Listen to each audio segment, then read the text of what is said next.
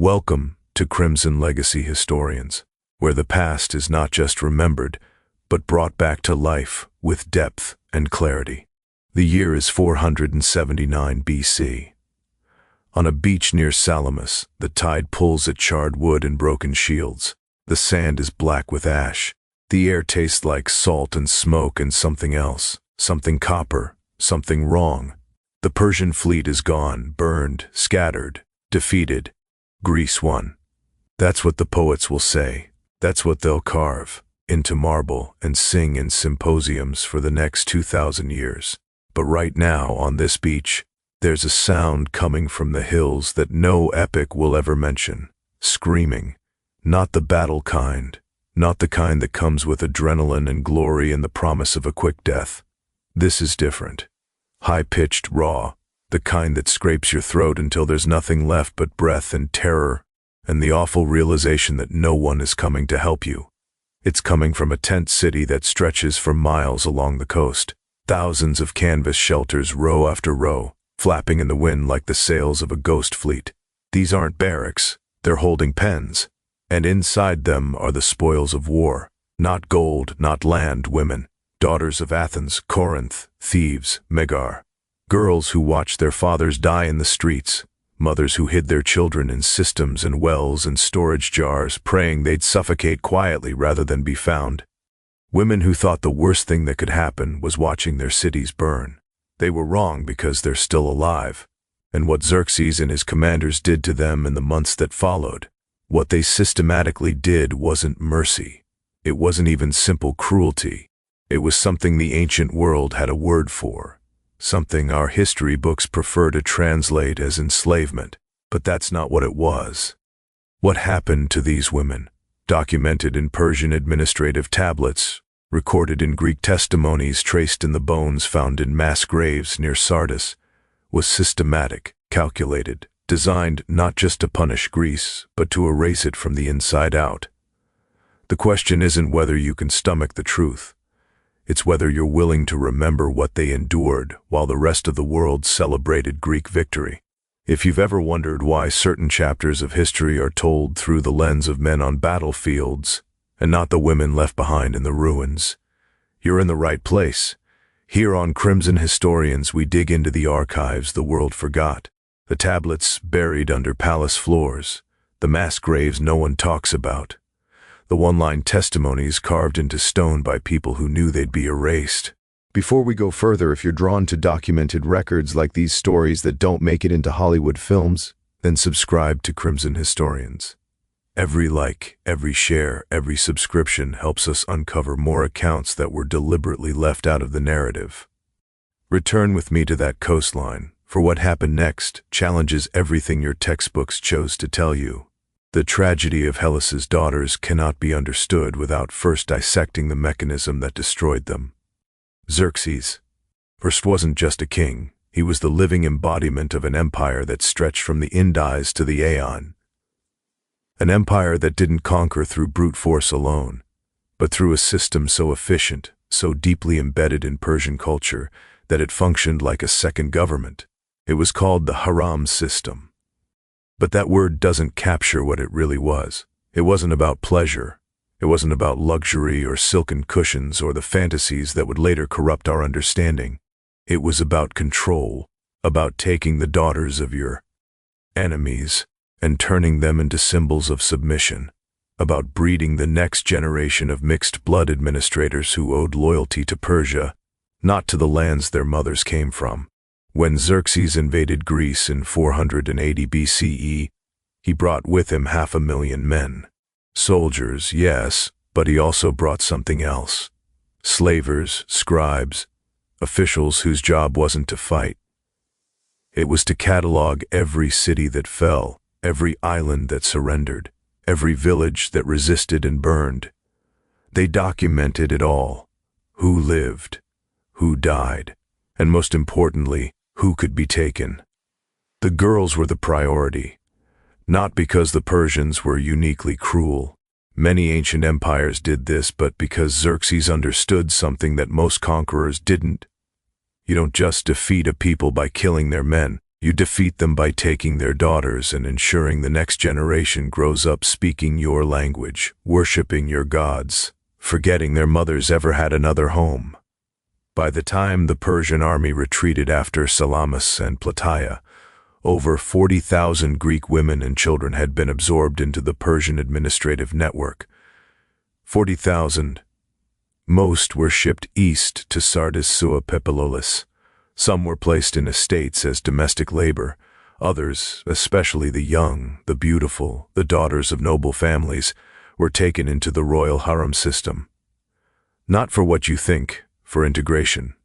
If this moment in history doesn't move you to learn more, you might be missing the lesson our ancestors died to teach. That the most dangerous thing an empire can do isn't kill you. It's make you forget who you were. The beach at Phaleron just south of Athens. Summer 479 BCE. The Persian army is preparing to retreat, but not empty-handed. Greek civilians, those who didn't flee in time, those too old or too young or too stubborn to run, are being processed. That's the word the Persians used. Processed. Like grain, like timber, like cargo. There's a man overseeing the operation. His name is Artaxerxes, a Persian general whose name appears in Herodotus on administrative seals found in the ruins of Persepolis. He's not watching the battle, he's watching the harvest. That's what they called it in Persian. Berifton, the taking of yield. The women are separated first, then sorted by age. Girls under 12, sent to one group. They'll be raised as servants, taught Persian, integrated slowly over years until the Greek words for mother and home feel foreign on their tongues. Women over 30 sent to labor camps in Thrace, places where life expectancy is measured in seasons, not years, but the ones in between, the ones aged 13 to 25. Those are the ones Artaxerxes examines personally. A girl is pulled from the line. She's from Mega, maybe 16. Her hair is matted with dust and salt, her tunic torn at the shoulder. She doesn't resist, not because she's compliant, but because she's already learned what happens when you do. Her mother screams anyway. A Persian soldier strikes her across the face, hard enough to drop her to her knees, but he doesn't kill her. They need her alive to watch because that's part of the system too. You don't just take the daughters, you make the mothers understand that resistance is pointless, that even their daughters' bodies belong to the empire. Now the girl from Megara is led to a tent. Inside there's a scribe, Persian, seated at a low table with clay tablets and a stylus. He doesn't look at her face. He looks at her teeth, her hands, the way she stands. He's recording details: age, height, condition of teeth, presence of scars, evidence of virginity. These aren't soldiers, they're administrators. This is a bureaucracy. An intact seal from Pepilois, translated in the 1930s by the German archaeologist Ernst Herzfeld, includes a line that reads, "Delivered to Susa, 120 Greek females, ages 14 to 22, sorted and prepared for royal service from Athens, Thebes, and Corinth." Condition acceptable. Condition acceptable. That's how the Persian Empire saw the daughters of Hellas as inventory. But here's where it gets worse. Because what happened next wasn't random cruelty. It was policy. The girls selected for the harem system were put on ships headed east, but not all of them. Some were kept back, held in camps along the coast of Asia Minor for weeks, sometimes months. Why? Because the Persians had learned something from previous conquests. If you take a woman and immediately place her in service, she resists. She remembers. She holds on to hope that someone will come for her, that her city will ransom her, that the gods will intervene. But if you break her first, if you strip her of her name, her language, her sense of self, then she integrates smoother. And the most effective way to break someone isn't through violence. It's through humiliation, through forcing them to participate in their own erasure. There's an account fragmentary preserved in a collection of Greek epitaphs from the 4th century BCE, a woman named Cleis from Corinth. She was 13 when the Persians took her. She survived. Decades later, she returned to Greece as an old woman and left an inscription at a temple near Olympia. It reads, I was Cleis, daughter of Nicodemus. They took me in the year of the fire. They gave me a new name. I will not speak. I served in the house of the king's cousin for 16 years. When they freed me, I had forgotten the hymns my mother taught me. I have come here to remember. This stone will remember for me 16 years. She was 29 when she was freed, and she had forgotten the hymns. That's not enslavement. That's cultural annihilation. The camps where these women were held weren't prisons. They were re-education centers. Girl, we're taught Persian, how to bow in the Persian manner, how to prepare Persian food, wear Persian dress, adopt Persian mannerisms. Those who resisted were starved. Those who complied were rewarded with slightly better treatment, and those who resisted too much. There's a mass grave near Sardis, excavated in 1958. It contains the remains of over 300 women dated to the early 5th century BCE. The bones show signs of malnutrition, blunt force trauma, evidence of systematic abuse. The archaeologists noted something strange. Almost all of the skulls faced west, as if even in death, they were trying to go home. By late 479 billion CE, the first wave of Greek captives reaches Susa, the administrative heart of the Persian Empire. The city is vast, glittering, impossibly alien to a girl from a Greek village. Colonnade halls stretch higher than any temple in Athens. Gardens bloom with flowers that have no Greek names. The air smells like incense and cardamom, and something sweet she can't identify.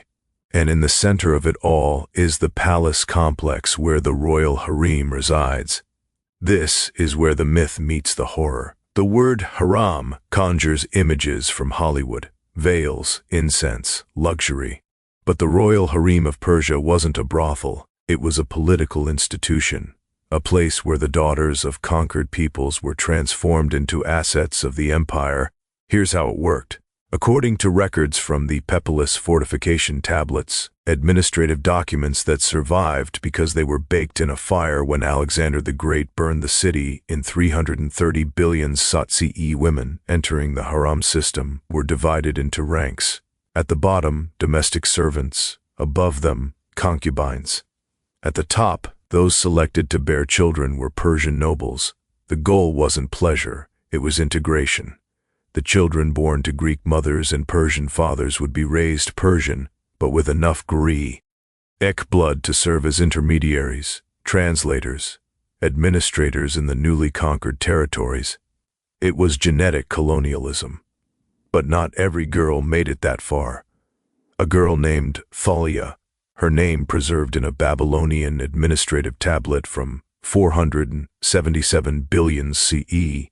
She was 15 when she arrived at Susa. The tablet records that she refused integration and was placed in a disciplinary unit. What that meant exactly is spelled out in another document. Forced labor in the palace weaving rooms, 14 hours a day, minimal rations, no contact with other Greek women. She lasted 8 months. Cause of death recorded as exhaustion. But some of the girls did survive the integration, and what happened to them is in some ways worse than death, because they became complicit.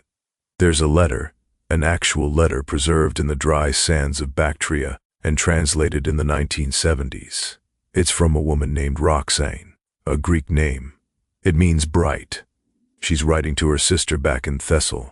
The letter is dated to around 470 BCE. She writes, "I am well. I have learned the language. I have learned the prayers. The king's steward has taken me as a secondary wife. I have given him a son. He is beautiful. He has your eyes, but he will never know your name. Please do not try to find me. I am not who I was. I am not who I was." That is the sentence that should haunt you, because Roxane survived. She was fed, clothed, elevated in status. She had a child, and in exchange, she gave birth to a son who would grow up Persian, who would never know his mother had once prayed to Athena, who would never sing the lullabies she learned as a girl in Thessaly. This was the true strategy, not massacre. Massacre creates martyrs. Songs are written, stories are told, the dead become immortal. But assimilation, slow, methodical, bureaucratic, taking the daughters of your enemies and turning them into the mothers of your next generation of administrators. And it worked. By the mid-F century BCE, there were thousands of mixed Greek-Persian children serving in the Amenid administration. Some became scribes, some became soldiers, some governed the very territories their mothers had once called home. Xerxes didn't just invade Greece, he tried to absorb it. If you're still watching, it's because part of you knows this story needs to be told. Subscribe to Crimson Historians. Not for us, but for them. For the girls whose names were erased. For the mothers who watched their daughters taken east and never saw them again. This is their testimony. And it only survives if we refuse to let it be forgotten. Not all of them stayed in Persia. Some, very few, but some came back. In the decades after the Persian Wars, as Greek city-states solidified their power and Persia's grip on the Aegean weakened, a trickle of women began returning home, freed by sympathetic owners, ransomed by desperate families, or in rare cases, escaped. But when they came home, they found that home didn't exist anymore. There's an inscription from Eritrea dated to around 460 BCE that tells a story modern historians rarely discuss. A woman named Harmonia returned after 12 years in Persian captivity. She was 28. She had a child with her, a boy half Persian, maybe 6 years old. The city of Aria refused to recognize her citizenship. Her family refused to take her in, the reason recorded bluntly in the city's legal archives. She had been defiled by barbarian touch and born a child of mixed blood. To accept her would be to accept the enemy. She and her son were turned away. The inscription ends there. We don't know what happened to them. This is the part of the story that doesn't fit the heroic narrative, because Greece won the war. Athens became the heart of democracy, philosophy, art. The Persian threat was repelled. Poets wrote epics, sculptors carved marble, and no one wanted to talk about the daughters who came back broken, or the ones who never came back at all. A historian named Theopompus, writing in the 4th century BCE, made a passing reference to the silent women, Greek survivors of Persian captivity who lived on the margins of society, unable to reintegrate, unable to speak of what had been done to them. He wrote, "They are like shadows. They move through the agora, but no one sees them. They were taken, and though they returned, they are still gone." The silent women, that's what Greece called them. And then over time, they stopped calling them anything at all. By the time Herodotus wrote his histories in the 400s and 30s BCE, the focus was entirely on battles, strategies, the glory of Greek resistance. He mentions Persian captives once in a single line. Many Greeks were taken, but in time some returned. Some returned. That's it. That's all he gave them. But the graves don't lie. Across Greece, especially in regions that saw heavy Persian occupation, archaeologists have found burial sites from the mid-F century BCE containing women's remains with unusual characteristics, signs of malnutrition consistent with long-term captivity, skeletal trauma, and in several cases, evidence of childbirth at very young ages. One such grave near ancient Thebes contained the skeleton of a woman in her early 22nd. Beside her, a small clay tablet inscribed in Greek. It reads, "I am daughter of no one. I am mother of no one. I am the forgotten. Let this mark that I was. No name, just that." So why does this story matter? Because it's not about Xerxes. It's not even about Persia. It's about what happens when empires decide that the most effective weapon isn't the sword, it's silence. Xerxes invaded Greece and lost. His fleet burned at Salamis. His army was crushed at Plataea. By every military measure, Greece won. But if you measure victory differently, if you count the daughters taken, the identities erased, the mothers who spent the rest of their lives staring at the eastern horizon, then the question becomes harder to answer because those women didn't die gloriously. They didn't become martyrs. Most of them simply disappeared into the administrative machinery of an empire, were given new names, bore children who grew up Persian and faded from Greek memory entirely. And Greece let them, because to remember them would have been to admit that victory came with a cost that couldn't be carved into marble or sung in an epic. It would have meant confronting the fact that empires don't just conquer land, they conquer bloodlines, languages, futures. The philosopher Plutarch, writing centuries later, said something that haunts me. We remember the battles, we name the generals, we build temples to the gods who gave us victory. But the price of war is always paid by those we do not name. The daughters of Hylas paid that price, not with their deaths, but with their erasure. And here's the part that should terrify you. This strategy worked. Within 2 generations, the mixed-blood descendants of Greek captives were serving in Persian courts governing Persian territories speaking Persian fluently.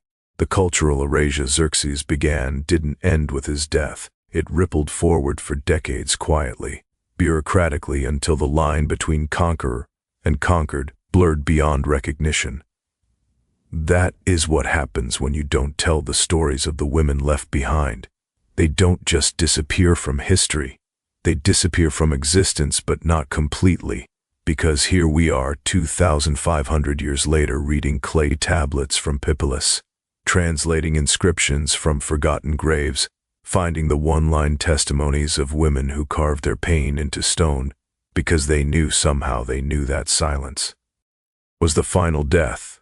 And as long as we keep reading, keep translating, keep refusing to let their voices be swallowed by time, they're still here. Not in the way they wanted, not in the way they deserved, but here. You've just witnessed one of history's darkest truths, not the kind written into textbooks, but the kind buried in administrative records and anonymous graves.